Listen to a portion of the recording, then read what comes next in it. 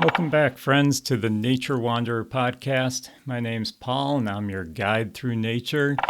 And today, I've got a grudge. Yeah, I've got a bone to pick.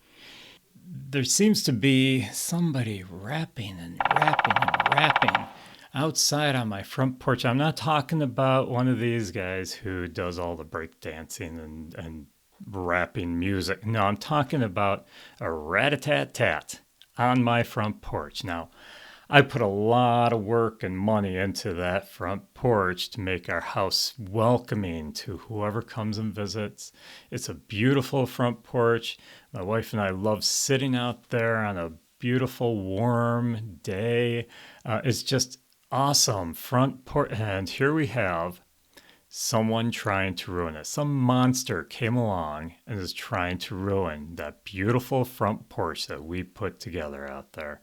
Okay, it's not really a monster, but he is not top on my list of happiness right now. Yeah, this guy is, of course, a woodpecker. Whenever he starts his rapping, my dogs go crazy because I think someone's knocking at the door, which is another headache. But this guy is going to ruin the wood. But he's got a purpose for doing it, which we'll talk about later. And I want to talk about woodpeckers because I don't hate them. I want you to understand, I don't like this guy pecking holes in my front porch, but I love woodpeckers. I love all birds. I think they're awesome creatures. But the woodpecker is so fascinating. I love watching them soar through our front yard. By soaring, they have a very unique flight. I don't know if you've ever seen a woodpecker when they're flying. It's almost like they're going in arches, like telephone lines, where it sinks down, arches back up again. Well, what's happening is the woodpeckers will flap their wings just a few beats and then they glide. So they lose the altitude as they're gliding. And then they flap their wings to get the altitude again and a little bit of speed, and then they glide. Flap their wings, then they glide. Very distinctive flight pattern. There are a few other birds that do that, but the woodpecker, I can always tell it's them by that flight pattern that they have, and it's absolutely beautiful. When they're doing it, they actually have a reason for it. They don't really need to do it out in the fields, but think about where a woodpecker lives. I mean, they live in the woods. They peck on the old dead trees. That's their food source, their nesting places. So don't worry. If you have woodpeckers in your woods, they're not killing the trees. I've heard more people tell me, oh, I hate having those woodpeckers around because they're killing all my trees. Well, there is a guy who has killed a couple of trees on my property, but most woodpeckers are going after the dead trees. They don't really care that much about the live ones, at least most of them. But these guys are in the woods. Trees. And not all woodpeckers. There are a few species that aren't in the woods, but most woodpeckers are in the woods. So in order to maneuver, especially if it's really tight, dense woods, in order to maneuver between the branches, between the trees, you need to glide. See, they flap their wings to get the height and the speed, and then they fold them up tight on their back so that they become very thin and narrow so that they can just dart right through all the tree branches, right through the trees. So that's why you see that flight pattern. The flapping the wings, glide. Flap the wings, glide. It's that they can get through the woods much easier. And now that's just the way they fly, so they carry that same pattern out into the field. Now, I also see a lot of the woodpeckers at my bird feeders. I do feed them. I usually give them peanuts, and I also have suet that I put out for them. Now, woodpeckers eat a lot of different things. They do mostly like insects. They're an insectivore. But they also like the peanuts I put out. They like nuts. They like the different suets I put out, the fat, which is great for them in the wintertime. So they will eat those. Matter of fact, there's a woodpecker that really loves nuts out west. Can't remember. Oh, yeah, it's the acorn woodpecker. And I believe they live in California. They will actually go to oak trees. They peck these holes in the old dead oak trees, and they gather acorns and cram them into those holes. It's almost comical to look at these trees with all these little dots all over them. It's basically acorns shoved into holes. That's the acorn woodpecker out in the western part of the United States. But around here, we do have a lot of different types of woodpeckers. We have downies, hairies, those are the most common. Red-bellied, which I just learned recently, the red belly, all of a sudden it seems like I see them all the time at my feeders. And I never used to see them. Well, the reason is their numbers are getting more and more around the Northeast, around the northern part of the U.S., and up into Canada now, too. They used to be a southern bird, but they're expanding their habitat further and further north, and that's why we get to see them more. I've seen some red-headed woodpeckers around, although most of the time I see them in dense woods or around wetlands. I'm not sure why, but that's where I always see them. Of course, I do get a pileated or two every spring. I hear them all summer long, and once in a while in the winter. Out in the woods, they have a very loud, distinctive drumming noise and a very loud, distinctive call as well. So I'm hearing the pileated, but I do see them every once in a while at my feeders. I also get flickers around my feeders. Well, they're mostly in the lawn. Yeah, the flicker, the northern flicker in my neck of the woods, they're actually called a flicker because they have gold bands on their wings, yellowish gold bands, and they kind of flicker in the sunlight. So that's what I hear is where the name flicker came from. But they're mostly a ground woodpecker, so they like to eat the insects in the ground.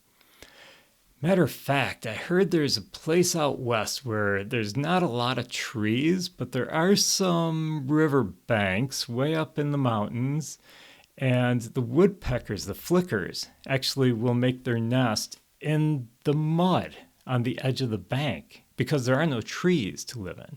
Like I said, not all woodpeckers live in the forest.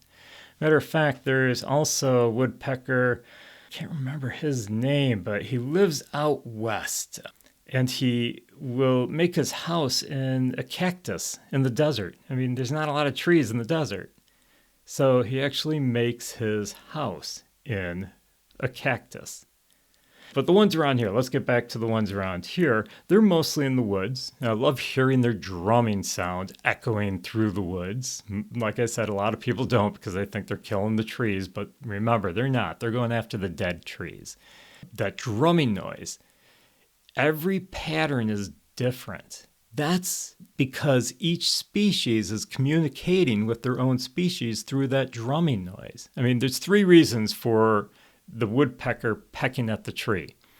Number one is communication. Okay, they're communicating with the other woodpeckers through that drumming. Each pattern is different. They also have a call that they communicate with, and those calls are different as well by species. But the drumming noise is also much different. Like I said, I hear the pileated or pileated, if you want to say it that way. Yes, I did look it up once. A friend of mine always called it pileated. I called it pileated. He kept saying I was wrong. So we looked it up. We did a lot of research on it. We found that both are correct. There is no proper way of saying it. Both ways are correct. So I'm going to keep doing pileated. I don't need the comments. So anyhow, the pileated, like I said, I hear them constantly drumming in the woods every once in a while. And when I hear that constant drumming, it's very loud and very distinctive. And I'm like, yep, that's a pileated woodpecker.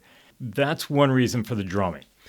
Another reason, probably the main reason, is to get at the insects under the bark. How do they know there's insects under there? Well, they can actually hear them. Woodpeckers have a very good sense of hearing. They'll actually drum against the tree, and then they stop to listen because that drumming stirs up the insects. The insects are like, whoa, wait a minute here. I don't want to be eaten. So I'm going to head deeper. I'm going to, gather my eggs, my babies, and, get the heck out of here. But they listen. The woodpecker listens for that movement. They listen for those insects in there moving around. And then they'll drum some more, see if they can stir up some more movement. And that way they can locate where in the tree the insects are, and then they peck deeper to get through that bark of the tree, down in deeper where the insects made their home or are hiding away in the wintertime. And that's how they can get to the insects, with that drumming. Pecking at the tree with that beak, that hard beak. Now, the third reason for the pecking at the trees is they're making holes, big holes. I'm talking big holes, cavities we'll even call them. They go deep into the tree to make a nest. Yeah, these guys are cavity nesters. So they're pecking at that tree, making a big hole. Usually it's down deep inside the tree so that they can get the babies away from any danger, and they lay their eggs in there. They raise their young in there. Now, one reason that they have it so far down in, and they clean it up really nice inside except for a layer of bark chips or wood chips, I should say, at the bottom of the nest for cushioning, for insulation. But they clean it up really nice. And one reason why they make it so deep, besides protection, is for training purposes. When those babies are old enough, mom and dad are like, okay, they need to learn how to cling to the side of this tree. And we're not just going to grab them and stick them on the outside in case they haven't learned it yet. Don't want to fall into the ground. So what they do is they come to the nest hole, the entrance to this cavity, and they sit there with the food. If the babies want the food, they can beg all they want. Mom and dad will just sit there, waiting for them to climb up the edge on the inside of the tree to get their food. It's a training method, getting the babies to learn how to cling and climb to the side of the tree. And so those are the three main reasons why a woodpecker pecks at these trees. Now you may wonder, why aren't all the birds doing it? Well, woodpeckers are designed for this. I mean, their skull is actually padded. They've got padding on the skull so they don't have brain damage when they do this pecking. They also have very strong head and neck muscles so that they can peck really hard against this tree. So no brain damage at all. They're one of the only birds that can do that. Any other bird peck that hard at a tree, they're going to get brain damage or at least a really bad headache. So the woodpecker is designed for it. And they don't always have to make a really huge hole either to get their whole head in. You got to realize a woodpecker's tongue, very long. Their tongue is so long that it actually wraps up over the skull. In some species of woodpecker, the tongue is about, probably about a third the length of the body. Yeah, it wraps right over the skull and goes back into the head and down the back a little bit. And they can stick it way out into these holes that they've made. Now, woodpeckers are not always after seeds, insects. Sometimes they're actually after nectar. There's a species around where I live in the northeastern U.S. called the yellow-bellied sapsucker, and there's other type of sapsuckers out there too, and just like the name says, they're eating sap. Now, unfortunately, they also do kill trees, not on purpose, but they just can't help it because of the way they're after the sap. They're not pecking holes in the tree to get at insects. Well, maybe in a roundabout way they are, but they're just pecking these holes into the tree, getting down to the cambium layer of the tree, which is the thin layer underneath the bark where all the sap flows. Go back to middle school when you learned about xylem and phloem. The sap is flowing up and down, and what happens is they're just getting to that layer so that the sap starts flowing, and they can lap up that sap with that long tongue of theirs. The sap will start to harden, and when that happens, it starts dripping down the edge of the tree. It starts to get hard and sticky, and guess who else it's attracting? Not just woodpeckers, insects. The insects get stuck in that sap, and when they get stuck in it, they have trouble getting out, and who comes back? The yellow-bellied sapsucker, and he's got his second course for his meal.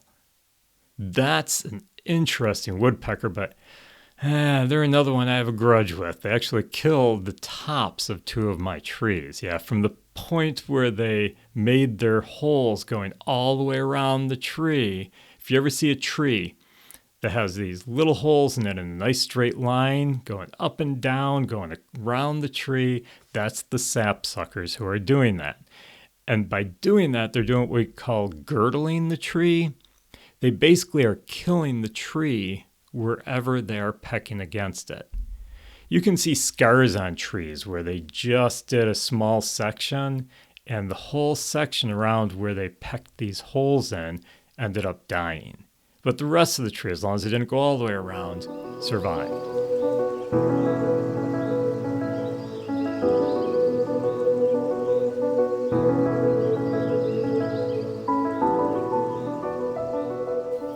Some fun facts about woodpeckers.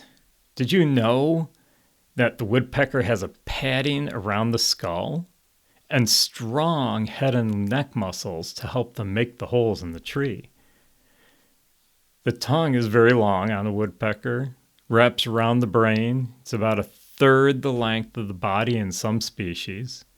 They're actually built for clinging to the side of trees. Besides having really sharp claws to cling to the side of a tree, they also have a very stiff tail shaft.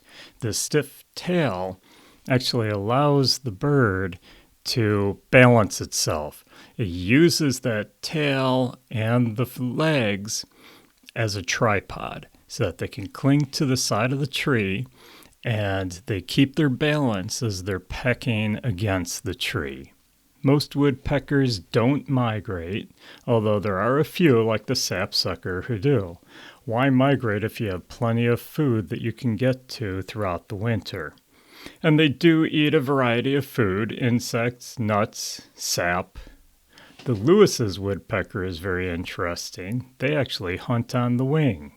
There are 23 different species in the United States.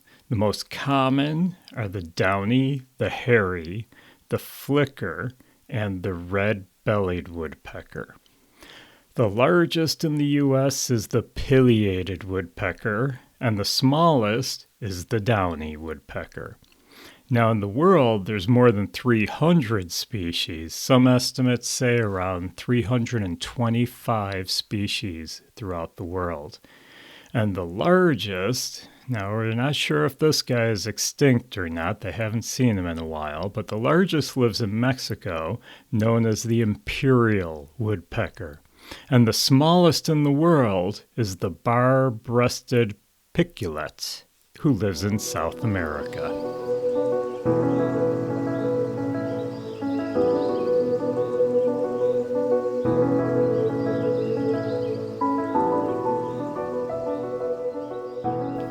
So here I am talking about how I have a grudge against the guy who I think is a downy, or not a downy, a hairy woodpecker, pecking at my front porch.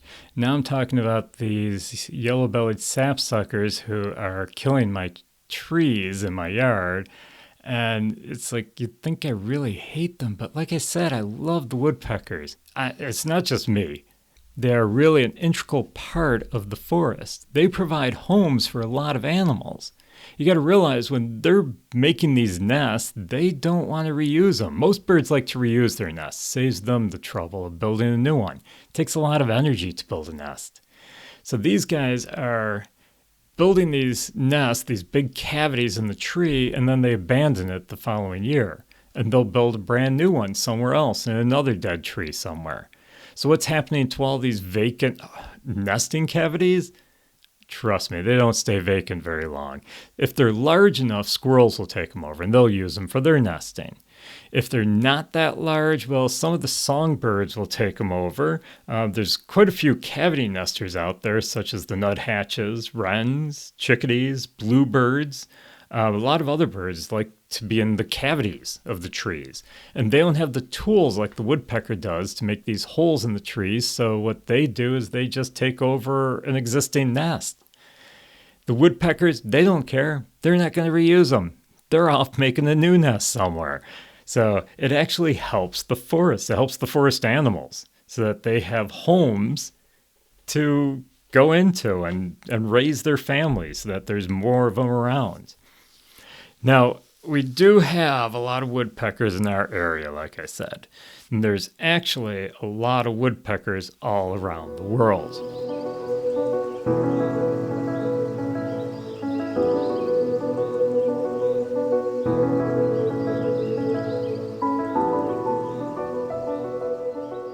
So what about that guy who's been pecking at my front porch that I seem to have a vendetta against? Well, actually, I just chase him away, that's it. I would never harm any animal.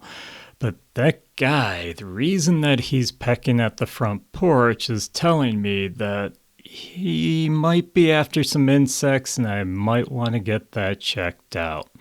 You see, the wood that we used dried out very quickly. It wasn't cured properly, and so it started to split. And there's a great big split in the one beam on the front porch. Now, with that split, there's probably insects getting into it. They're hiding in the crevice, and the woodpecker is actually doing me a favor by eating those insects out of the wood. That way, the insects won't damage the wood. But unfortunately, the woodpecker will. It's a give and take here. Well, it looks like we've come to the end of the episode for today. If you enjoy wandering through nature with me, please help me out by subscribing to the podcast, write a review, or download the episodes, or do all of them. Also, be sure to let all your friends know about the podcast and how they can wander through nature along with us. If you have any nature questions or ideas for future episodes, feel free to drop me a message on my Instagram page at The Nature Wanderer or my website at naturewanderer.org. And by the way, the Instagram page, there's an underscore between the words the and nature and another one between nature and wanderer. You can also support the podcast by joining my Patreon, which will also give you extras, including videos, bonus podcasts, pictures, and putting together some online lessons, video teachings that will be on there shortly. Be sure to join the Patreon app. Have a great week and keep exploring the nature around you.